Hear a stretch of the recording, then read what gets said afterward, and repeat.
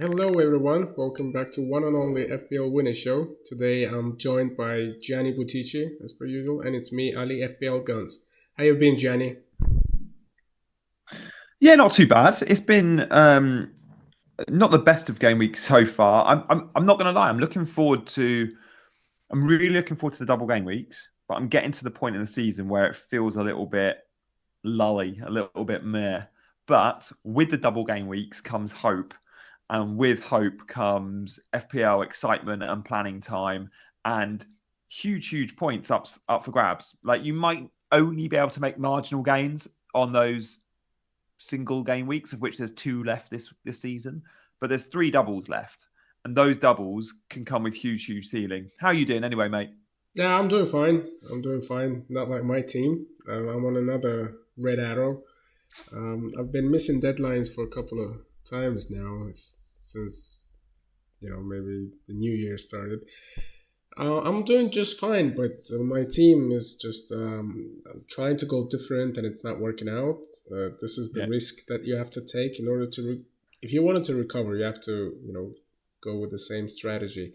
You cannot just be in a million mark and then play the template and hoping for a recovery, but it's not happening. Uh, yeah, in my yeah. case, I'm trying to go different, but it's not working either. So I can't really sit here and say that this is the right way. Yeah, I mean, the template is often a template for a reason because it's full of good players from good teams. So to go against that and to go against that and then some, which is what you're doing at the moment because you're chasing, is always a risky play. But look, as you say, what's the point in playing safe when you're at 1 million rank? And Ali, you are due a bad season because not only did you win FPL last year, for those that aren't familiar, Ali finished 215th the year before, 215-1.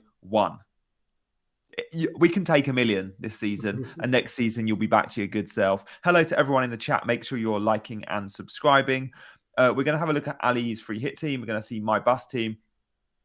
We can just check in and see where we're at with our points so far this game week. And it's not been the best of starts, has it, Ali, for either of us? Yeah, it's not a best start. I've Some of the decisions I've made. I had two free transfers, so for the benefits of the podcast listeners, I'll just go and name my team. Dubravka on goal with a clean sheet against Spurs, which was a bit, unlikely, but Spurs have failed to score. Newcastle have been really impressive in that game. I've watched the first Yeah. half, and they've been really controlling, dominating. I have Gabriel, who's yet to play. Pedro Porro with 0 points. Gusto is still yet to play.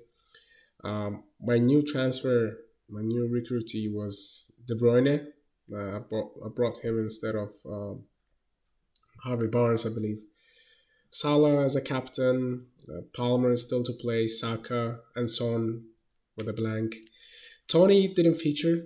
I wonder what's the story there. And 5 points for Julian Alvarez. The two City players that I've brought in, and in a 5-1 win, I'm just getting one assist out of two fairly attacking City players, which is unlucky, of course. I had a thought of getting Doku, who hauled massively, and I think Muniz will be replacing Tony off the bench, and hopefully Fulham can score a couple today. This is my team, and another like red arrow, I believe. If Salah holds, I think I have a slight chance of recovering some of the lost points due to Haaland, effective ownership. But again, I can't really understand why Tony is not playing. He he was benched, I think, second game in a row. But in the last Mm. one, I think he featured. He played some minutes, but in this one, if he's benched, it's probably a good thing if he's not featured at all. So this Yeah, is they're preparing for life without him, aren't they? They have to see the combination of Mbomo and Vissa. They have to know, are they going into the transfer market to buy a squad striker or a starting replacement for Tony? And are the guys there good enough? So kind of does make sense knowing they're now safe. They can expect, like, if Brentford were 19th in the league, Tony would be playing every minute, wouldn't he? absolutely, that makes sense. I haven't really thought about Mm, it, but yeah. the transfer talks have really cooled down on him because it was really, really. I guess it's always before the transfer window opens. The teams start speculating, the agents and transfer talks start, getting pace before it opens. So how's your team? How did you do? Do you want to switch to your team or? Yeah, come on then. Let's have a quick look at it. I can't wait to see your free hit team. That's what we're all here for this morning. But we'll have a quick look at my team. I mean, like you, a red arrow to date. But I mean, I don't want to talk too much about today's fixtures because so many will listen to this after the Sunday game. But I'm relying on the likes of Connor Bradley, a differential defender who I'm back in to start again this game week. I think for double game week 34, Bradley is obviously going to be a risk because Gomez can play a game, but obviously Trent will be back in the squad and could start one of two or even both in the double. So this is my last hurrah with Bradley. I captain Haaland, that was safe. I reacted to the team leak that we thought was legit. Was legit from a legit source, but unfortunately they just got it wrong and don't usually get it wrong. And that was that Foden was starting. I was planning on Foden out to either Luis Diaz, Havertz, or Doku. And actually, at 10:40 a.m., I'd said on Sky Sports News I'd done a 30-second 1 week punt. Name any player, and I named Doku and spoke about him for 30 seconds, and went, "Yeah, I'm going to sell Foden for Doku." Then I checked my phone just before the deadline and see Foden's going to start. So I don't transfer in Doku for Foden, which was the plan. And I keep Foden, who didn't play. And Doku, of course, went and got 16 points. Yeah, it is what it is. So let's see. Maybe if Bradley doesn't keep a clean sheet, I hope it's Mateta that scores. And then I've got, templatey picks. So I'm not going to see any big gains from the likes of Salah or Saka. So yeah, miserable week. Dubravka versus Neto, the last 2 weeks have really hurt me, Ali.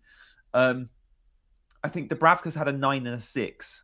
And Neto's had a 4 and a 0, 11-point difference. And both those weeks I was torn and I went Neto both times. So look, there we go. It is what it is. Next week will be a good week, I'm sure. I'm proper pumped for next week. So we'll move away, I think, from my depressing team. And let's see your team for 34, Ali, and then mine as well. I think in general, a lot of people were surprised by Newcastle's form. And whoever didn't go for Isak and maybe Gordon has been in fantastic form this season, and I know a couple of managers who have Gordon in their team, and they're just enjoying their time because every time you thinking of selling him, he's still like hauls with a couple of goals or maybe just an assist, but he's so consistent. He's been really good this season. Overall, Newcastle. And they have good fixtures until the end of the season. So I think if you ignore some of the double game week assets, Newcastle is a team to follow because I don't think they're under pressure. They're still, have, what is it? They have chances for Europe, right? Yeah, definitely. Like they're winning games now. They're scoring goals as well. They're scoring goals, yeah. And with the Dublin 37, Isak Gordon going to be popular. Like, I would love to be able to punt outside of those two. And I know you went Harvey Barnes. But at the moment, it does feel like they actually played a back three yesterday in Newcastle. So with that, Gordon and Isak up front together look good. Yeah, Barnes plays well. No, I don't think he was benched last game week when I got him. And still recovering, isn't he? Yeah, he plays well. I think fitness is always going to be an issue with him. He's not a 90-minute man. But outside of that, I don't think there are a lot of options. Murphy maybe, but if you're looking at attacking assets at Newcastle, it's definitely Isak and Gordon at the moment. Yeah. And they're getting high ownership at the moment right now, and Shar keeps scoring again. I mean, it's if you're missing out on some of the assets for a couple of game weeks and you realize that they're closing 20-25% of ownership, which is getting a bit higher, and it affect your overall rank at that point. So looking at my free hit team, it's basically I will be trying to go a little bit different with my defense, maybe. Nice. Having no Haaland really frees up a lot of funds. I'll see if I'm really tempted by Trent Alexander-Arnold, but I'm not sure about his minutes. I'm not sure if he can keep, if he would start both games. But Virgil van Dijk is just a safe option there. I'm not Do you sure. think for Liverpool, Ali, what we see on Thursday night is going to be so important against Atalanta, and we might react to that game and go, "Oh, Darwin had a rest," or Trent looked good in his 40-minute cameo, and therefore he's ready for start. So I think that Thursday night, and as always, like European football, even Tuesday, Wednesday, it's going to be really important, isn't it, to react to what we see in terms of minutes for some of the top teams.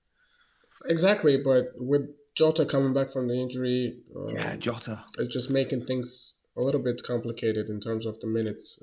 If you're trying to predict minutes, just don't spend too much time on it because it will be impossible. They have good attacking options. Hakpo has been in good form recently. He scored a couple. The performance against Atalanta at Anfield was really surprising. I don't think they will be going all guns blazing away in Italy. It's hard to recover from 3-0, and I think Liverpool will be just trying to put their the eggs in one basket of the Premier League, and it's Thursday football is just affecting your team physically, I guess. To the rest of my team, I'm not sure if Liverpool keeps clean sheets in both games, but it's in away games. Fulham and Everton. Everton maybe. Fulham have been really impressive attacking wise, but there's still a chance. I want to get one of the. It's either I have Henderson in goal at the moment for Crystal Palace just because of the 2 home games against West Ham United and Newcastle. I might go double Everton defense, just getting Pickford and Mikolenko. I think they have a good first fixture, which is Forest at home. Liverpool at home will be a tough game, of course. They might concede 3 or 4 there, but it's always a fun game. And 0-0 is not a rare occasion in a Everton-Liverpool derby. So, Gabriel, you have to have your 3 Arsenals coming into GameWeek 34. And 3 for me will be most likely Gabriel as a defensive option. Saka should be there, and the third option it's either Odegaard or Havertz. I think Odegaard is just he's so fit. He can start every game, and you can see him playing 90 minutes with absolutely no issues. So Odegaard is more safe, and I think in the away games he's been really good. He's the one who's dragging the team up, and I've been really impressed by Odegaard. He's on some of the set pieces. He's taking some of the shots. He's just a good option to have at the moment. Salah is most likely my captain option, but we'll see how again the Europe games played out, and this game week if he's in good form, I think I'll be captaining Salah. If not, maybe it's one of the Saka or Odegaard. Eze is again. I like the fixtures for Crystal Palace. I think both at home as well, which is important for Palace. They don't play in Europe. They don't have cup games. I think they will be physically up for it. So Eze Olise has just got back from injury, so I'm not sure about his fitness. It's always a gamble with those two. I know that they haven't played a full season, none of them, I believe, and Eze and Olise are really exciting players from Palace if you're thinking about getting their players. Front 3 for me I think will be changing. I'm not set on Solanke. I'm pretty sure I'll be getting Cunha because I like how Wolves how attacking they are. Yeah. Darwin, there is an argument to have someone else. Maybe Diaz in midfield instead. Diaz or Darwin, you can decide that after Thursday, can't you? Because you can have either. You could just change to a 3-5-2 if you need to. I'll check the minutes after the Europa games and we'll see. But Cunha, I really want him in my team. Bruno Fernandes is the first sub. Has a good fixture against Sheffield United.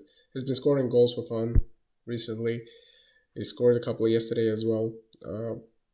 So I think this is pretty similar to my final team. I might Nice. have to make a couple of changes, but I think I'm pretty set on that. I like it. I like the fact you've gone double Arsenal attack. That's going to be differential in itself because most that have got the three have got the double defence. I think Havertz is going to be a really attractive option for you, Ali. I wonder if you change to Havertz instead of Odegaard I don't know. And Darwin or Diaz will be a hot debate. I think I favour just about Diaz, but yeah, I mean, Wolves is interesting that you've gone with Cunha because we've spoken about Cunha on this podcast before. We both really rate him. But because one of those fixtures is Arsenal, it doesn't feel like a double game week because teams don't score against Arsenal, but it is at Molineux and they will be tired off the back of a European trip potentially to Munich. So I don't mind that pick at all. And obviously Solanke's in there, scored again yesterday, but it is two aways for Solanke. I don't know. I think Solanke's perhaps the only one I'd be like, oh, would I prefer a Mateta? Yeah. Let's see how Mateta gets on against Liverpool on Sunday. We're recording this Sunday morning. Mateta's got the better fixtures than Solanke. Solanke clearly the better FPL asset. Jota as well is a player you and I really like. So again, if he gets good minutes, I think we'll both want to get Jota in. So I like it, and the shape's great. The back line, Henderson, I think I think Henderson's the standout goalkeeper to go for. Really nice option there for Palace, and I do fancy Palace for at least one clean sheet in the double. I mean, the way Newcastle are playing, maybe not, but the West Ham fixture is definitely clean sheetable. Obviously, going all double game week players. Any chance you would go on a single game week punt from Man City, Ali? They go away to Brighton, who haven't looked the best recently. Could you go for a Haaland or a Foden? Would you consider that, or are you purely going double game weekers? There's absolutely no point. I don't have Haaland in my team at the moment, neither Foden. Yeah, I know. So there's absolutely no point of getting them on a free hit. I had Cunha before he scored a brace yesterday, so that was my thinking before that. So I've advised a couple of people to transfer him in because if you're not on free hits, I think Wolves had good games 3 in a row. So this is my free hit team, but some of the players are there with potentially good fixtures going forward. And like I said, my team, I had a choice of wild carding and bench boosting as well. So I had to. In that case, I had to wild card in game week 33 to use my bench boost in game week 34. But I realized that I have combined four Chelsea and Spurs players who double in game week 35. Nice. Not like they're paying off with good points. Like Son and Porro. Palmer is always good, but Son and Porro and Gusto, they've been really disappointing. But still, like we all like double game week players, so I'll have at least 4, not this game week, but that game week 35 when Chelsea and Spurs double. So I had to use my free hit to the best of it advantage, and I'll be wild carding probably in game week 36. Okay. So I'll look into my team. I might even pull the trigger in game 35 and then bench boost in 37. Yeah, I think 35. It depends on Chelsea's and Spurs form because if I mean they blank this game week, I believe. Yeah, Spurs blank. Yeah, Chelsea don't. But Arsenal. It's just the fact that they have the double. So, I mean, the defenses of Chelsea and Spurs. I mean, I'm not really interested in either, but I think I do. I will have some defensive cover and it'll be 6 from those two teams. I'll probably bench a few of them in 36. I think they've both got tricky games. Spurs in particular. Do Spurs play Arsenal maybe? And then 37, it's back for another double. So yeah, I'll be heavily involved with those two teams with regret. I just playing the doubles, but I don't actually love the assets. I've looked at the doublers in game 37, and it's not that excited, to be honest. No. Yeah, City double. The rest. Newcastle, Man United, Brighton. Yeah, it's some all right team. I mean, Newcastle, we're going to be stocked. We're going to all be wildcarding in double or triple Newcastle, I think. Okay, Ali, I like that. We didn't speak about Mikalenko. Nice pick as well. Like, I think that Everton defense is a little bit underrated. Like, Sean Dyche has actually had good underlying numbers. As always, like the underlyings from Sean Dyche teams are always good, and the output's always pretty good too. Let's have a look at my team without a free hit, Ali. It's not going to score free hit levels of points, but I think it can get fairly close if I take a -4. I'm going to have 2 free transfers. So it's what moves I make and do I make a -4. I don't quite know the shape of this team yet. I don't quite know who I'm going to sell. And I've got a short list of players I want to buy. So I know the players I like are Havertz, Odegaard, Luis Diaz, potentially Darwin. So one from Arsenal, one from Liverpool. And then if I am, say, buying a Darwin and selling a Haaland, I could have funds to go like Bradley to Trent again. So I'm okay about that defensive move. Jota's the other player. The players I can sell are obvious, right? I could sell Foden, Son, Palmer. Now I've got money tied up in all of these, and I think when I wildcard in 35, I'm going to be wildcarding back in Palmer, back in Son, and probably back in Foden. Now, if I'm wildcarding them all back in a week later, I need to be really careful which ones I sell because of team value. Like it effectively could give me $1.5 million less to spend on wildcard. Like that's a huge difference. 1.5 million less on your wildcard team. But the wildcard team I'm going for probably isn't going to cost an arm and a leg anyway. I think the guy I've got most value tied up in is Palmer from those 3 midfielders. And I think the guy I've got least in is Son. Son will almost certainly be going because he's also the most expensive. Palmer doesn't allow much. So I think I'll be holding Palmer, probably selling Son and Foden to say one Liverpool, one Arsenal. I should also mention Jota. It's someone I got my eye on. So I'm going to be reacting to what I see on Wednesday, Thursday for the Arsenal and Liverpool games. I have to say you've done a great job preparing for the double game week because your team looks really well set for even without a free hit.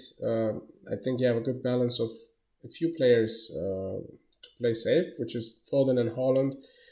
Highly owned players. You also have Palmer, but he's playing Arsenal away. I think he's a kid because of the money tied up, as you said. Yeah. I think it's a good combination of when you free hit, you don't want to miss out on some of the single game players that are highly owned. And in that case, you're going for medium team players from, let's say, Bournemouth or Palace, which failed to score in both of the games, and you're sitting there with Bruno Fernandes, haul of 16 or 17 points, or maybe Foden hat-trick, another hat-trick of 20-pointer. Which you're missing out on, but I think you're well set, and it will probably come down. Are you set on Salah captaincy? Is it certain for you, or? Yeah, he for me, I think will be my captain. I think so. Salah captaincy feels fairly obvious for me. I do look at the team and think, Foden and Haaland, I'll probably end up starting one of them and selling the other. And Zabani is a player who's got a double, for example, but I don't actually expect a clean sheet for Bournemouth against Aston Villa away and Wolves away. Yeah, but you doubled up on that, so it would be nice if you get one at least. I know, but I think I'm okay benching Zabani. Like, let's say I sell Son, then I'd bench Zabani and put, say, Son's spot in the 11, and then I'd have that extra good midfielder from a Liverpool or an Arsenal. Trent's going to be an interesting one if I go there for Bradley. If I do, I need to sell Haaland. If I'm selling Haaland, Darwin feels obvious, but I prefer Diaz. And then Aït-Nouri. He was travelled. He was going to be in the squad. I think he was due to start. And then he failed a late fitness test on Friday. So I'm hoping that calf strain's all right by next week because I need Aït-Nouri in that double. Like, I expect some points there. So yeah, that's where I'm at. I'm happy about the double. I'm just going to be reacting fairly late, I think, to what I do because it's all going to be reacting to Liverpool and Arsenal, and for them, it comes down to what I see in the Champions League and the Europa League. That's interesting because the Champions League is a quarterfinals at the moment, right? Yeah, they will be decisive for Arsenal and City, and in case they still manage to, I'm pretty confident that City will go through. Not sure about Arsenal. They have to have a good performance against Bayern.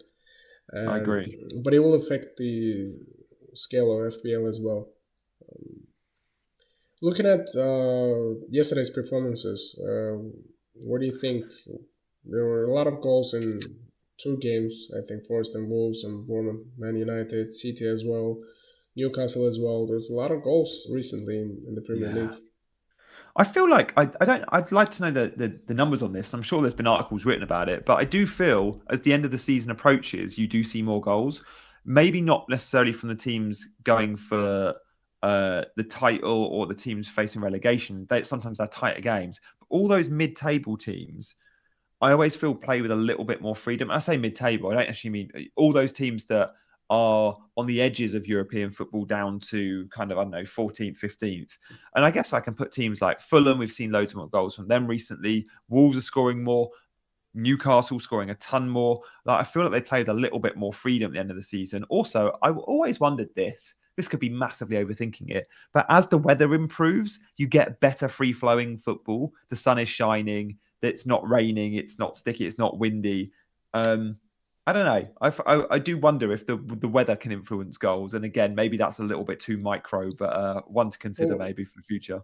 it's England. I mean, you don't get too many sunny days there, but some professional players might be impressive with the good, might be inspired by the good weather, and it's perfectly normal when the grass is better, so the speed of the game is not affected by rainy, tough conditions. So I think it makes sense, and it's generally in some of the teams' cases, there's nothing to lose. There's no pressure. In some of the teams' cases, a lot of players are planning a summer move, so they're playing for their contracts as well. So I think there's a lot of it's a different game to what we see before the Christmas because it's completely different. And Yeah. yeah, you're right. There's a lot of goals. What do you predict tonight's games? Because there are really good games. Liverpool, Arsenal's game against Villa is a must-win. Chelsea against Everton will be a tough game for Chelsea, I believe. What do you Yeah, think? Chelsea Everton that Monday night game is going to be fun. I mean, Palmer and Salah, both two players that a lot of invested in. Unless you captain them, at my ranks, they're over 100% EO, both of them. So I need Salah and Palmer blanks, which is annoying. So I'm expecting goals. I think Chelsea Everton will have goals. I think Arsenal Villa could have goals. West Ham Fulham, I'm not so sure, but Liverpool Palace could be a great game as well. So yeah, I think we're going to see some good games. And yeah, it's always fun having a Monday night football. And then we get back next weekend to the routine of a Saturday deadline again. And then obviously the doubles are played Saturday, Sunday. We'll have no Monday night football next week, but then we have a Tuesday Arsenal Chelsea, 4 games on the Wednesday, and then another game on the Thursday. So yeah, we've got a ton of Premier League football coming up, which is always exciting. Always exciting. Ali, I guess we'll be back next week. I am actually in Miami next Sunday, and I'm flying to Seattle that night. So I don't know if I'm going to be around, but we'll speak to the guys at Scout and see what they fancy doing. Yeah, let's see. I might see Messi, mate. He plays on Wow. Saturday night, and it's $150 for a ticket, which I'm happy to spend if Messi's playing. But if he's not playing, I'm like, oh, I don't want to spend $150. So yeah, Saturday night, 7:30 into Miami. I like I'll send you a pic. Yeah, definitely do that because I like how they play into Miami. I mean, it's fun to watch. I Yeah, think there's always goals. Messi scored a banger yesterday, and I saw that this morning. I there's thought, oh, that's great for me next weekend and because I he's like been injured. So you've been to MLS games, haven't you? Or no, it's never. fun. It's fun because there's a different atmosphere. It's different to European. It's different. So it's just a different crowd. American crowd is always fun. So I'm sure you'll enjoy it. It'll worth it. And plus, Inter Miami have really good players in playing for them. So Yeah, exactly that. No, I've never been to MLS games, so it would be a different experience. You're right. And they got Busquets, they got Jordi Alba, they got Luis Suarez. It's Suarez. rolling back the clock. Yeah. So no, looking forward to that. But thank you guys for everyone in the chat. Likes and subscribes welcome. There's loads of content planned on Scout. throughout the week. Scoutcast, I think, will be, as always, on Monday night. Check out Ali on Twitter. You can follow or subscribe to the Gianni YouTube show as well if you fancy it. I'll have some more videos out also this week. So yeah, look forward to seeing you on the other side. Good luck if you're free hitting in 34. And if you're not, then hopefully you can still get to similar looking teams with maybe 2 or 3 transfers. But for now, Ali, any final thoughts from you? I'll let you close us off. No final thoughts from me because I'm trying to have fun with my FPL team at the moment. Hopefully my free hits will get me some, gain on my overall rank because I'm currently sitting on, I think, 1.3 million or something like that. So hopefully Salah points today. I know it's not working for you, but this will give me make wonders for me. So that's a good captain choice. I like that. Well played. If it comes home, he always plays good against. Yeah, he does, doesn't he? Yeah. Hopefully he has a quiet one. Right, guys, thank you for watching. He's been Ali, I've been Janny. We've been Fantasy Football Scout, and we'll see you very soon. Bye-bye.